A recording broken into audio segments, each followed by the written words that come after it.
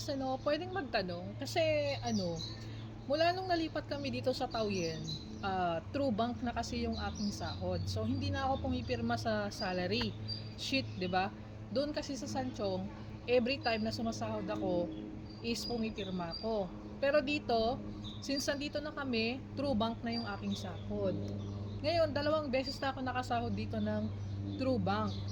Tapos, kapag nagte-thank you ako sa boss ko, hindi man lang siya nagre-reply, hindi man lang siya nagsisend ng mga sticker or love, ganun. Bakit kaya ganun?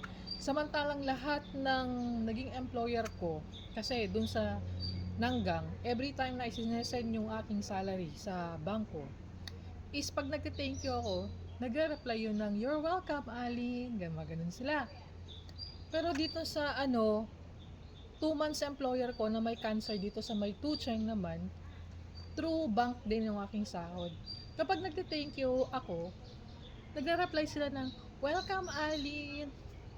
Dito naman sa pangatlo, isa-send lang yung pera sa aking line. Tapos sabi ko, "Ma, shishe, ma, thank you." Gumagano ako.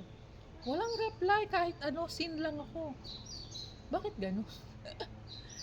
Kasi iba kasi yung tingin sa akin ng lapanyang ko na yun, yung manugang ni Lola. Kasi siya yung nagpapasahod sa akin eh. Pero tingin ko, pera ni Lola yun.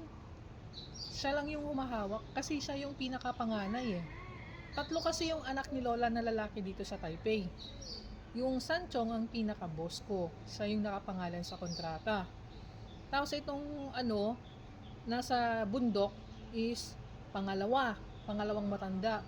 Ito namang nasa Taoyuan is pinakabata. And hindi daw nangingialam itong employer ko dito sa pera hawak ng boss ko sa Sanchong. So, ayun. Pag nag-thank you ako, wala lang. Hindi nga ako nire-replyan. Samantalang dun sa dalawa kong naging amo eh. Pag nag-thank you ako, "You're welcome, Ali." Ang sweet-sweet nila.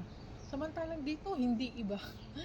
Sinisin lang ako. Pero sa bagay, iba-iba naman ang employer, di ba? And baka ganun lang talaga. Ayaw lang niya mag-reply or walang time ganun. Kasi nga daw, sabi ng broker ko, may company daw sila. So ang alam ko, company ni Lola yun na pinalago lang ng mga anak. Siguro yung mag-asawa na to, si Lola, si Lolo, is sila dati ang nagmamanage. Dahil wala na yung lolo, yung anak na napanganay ang nagmamanage. Tapos, dahil mahina na si Lola, sila na yung nagpalago. Parang ganun ang eksena. Kaya yun. Pero okay lang sa akin kahit ganun ang tingin sa akin.